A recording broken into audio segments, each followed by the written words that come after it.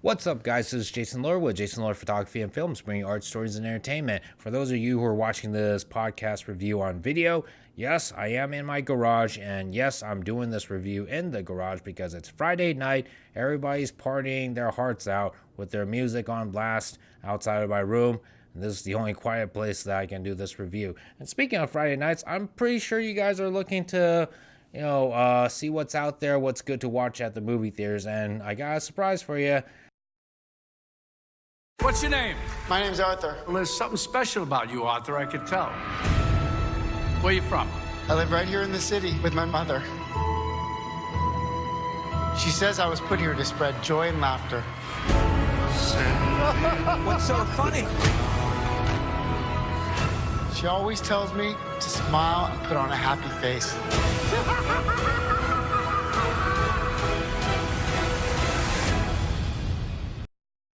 All right, so I finally saw the Joker movie, and a lot of people have been telling me that I need to go watch it. You're a filmmaker, you read a lot of comic books back then, and also we don't want to spoil the movie for you. So would you please go watch the movie so we can talk about it? So I won't give out too much away. I want you guys to definitely watch this movie for yourself and see if you can figure out things for yourself. I will be dropping hints of like what to expect, and again, you guys will definitely like this movie just as I did.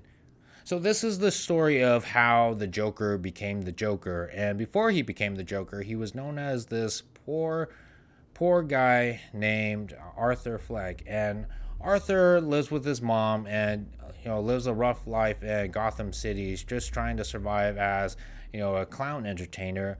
And he's, I hate to be mean, but he's a loser, but he's an underdog at the same time because, again, he's just doing all the best he can to pretty much be a good son to his mother and also just to make people happy.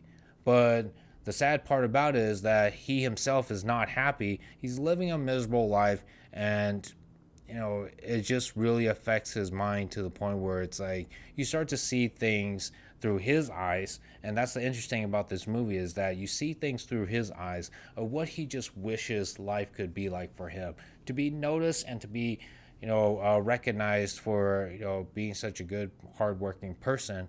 But all of that is just on his head, and that's the one thing that you'll find a lot is just what's real and what's just imaginary. Because again, this is through the eyes of the Joker, and this is also a very dark film as well. So all that has to do with just the pretty much the dark future that awaits this poor guy. Now, what I loved about this movie too is how it really, really, plays with your thoughts and your emotion. I mean, for me, I've always known the Joker as the supervillain, this guy who's always trying to thwart Batman from saving the day. And back in the day, he used to be this really comedic supervillain. But the recent comic books I've seen and read, his story arc has gotten a lot darker and darker. And you guys seen it in the Gotham series too, where he does take a dark route, or the writers give him a more darker a storyline. And so this one shouldn't be a surprise, but the thing about this story and this movie is that it gives a lot of realism to what the Joker would be like if he was a real life person. Joaquin Phoenix, oh my goodness. A lot of people are talking about him right now, just as a lot of people were talking about Heath Ledger on his performance as the Joker in Christopher Nolan's Dark Knight movie. He's done a lot of drama and he's done a lot of serious movies, so you would never expect him to be part of this project that's based off of a comic book character and a clown nonetheless. But the way he delivered the Joker, it's like the way he's supposed to be in the story, this lonely and sad and eventually crazy character, which is completely mind blown. It's actually terrifyingly entertaining and terrifying, like, nonetheless, because of the things he starts doing as the story progresses, and you start to see his transition from this innocent lonely guy to this this really crazy character, and he does that tremendously and phenomenally well. He definitely deserved a nomination for this performance, just as Heath Ledger won a Best Supporting Actors Academy Award for The Dark Knight, even after death. So another thing that I wanted to add to this movie is just how well it plays with your emotions and your thoughts and feelings, because again, you're seeing things through the eyes of Arthur or the Joker, and you just completely feel so bad for the guy, because he's just this average guy who's trying to make a living in his life, be the best that he can be, and people are just mistreating him to where it's like, man, he deserves to have the retribution for all those who mistreated him and for those who wronged him. And so you're starting to side with the Joker, but as the story progresses, you start to notice some things that that doesn't seem right, and it all has to do with his decisions and the way he sees things and the way he thinks of things, what's really going on or what he believes is going on. There were many moments where I really did sided with the Joker.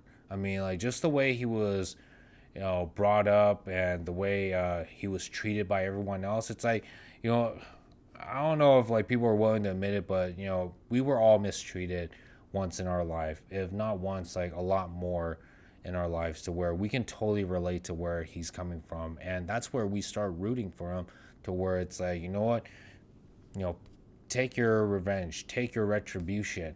Do I recommend this movie? Absolutely. It's definitely a interesting movie. It's an interesting story and take on the Joker himself.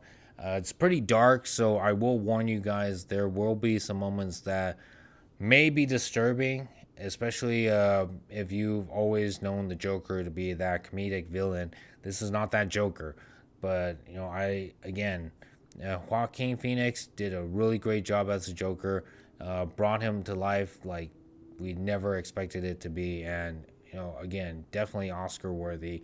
And for those of you guys who are also wondering, yes, there is some references to the comic book series, and also for those of you who do not even read the comic books, it's still a good movie to watch too. You don't have to read the comic books, because again, this is an origin story as well, so you'll be introduced to this character. Definitely let me know what you guys think as well. I'd love to chat more about it as well. I don't want to reveal too much, because like I said, it's best that you guys figure it out, what's going on in the movie, and that's the fun part as well, is what you see, is that truly what's happening, or is it just all in your head, or his head?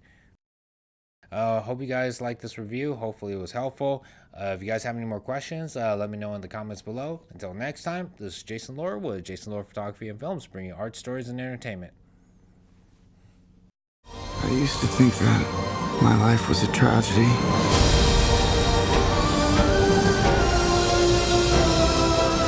But now I realize it's a comedy.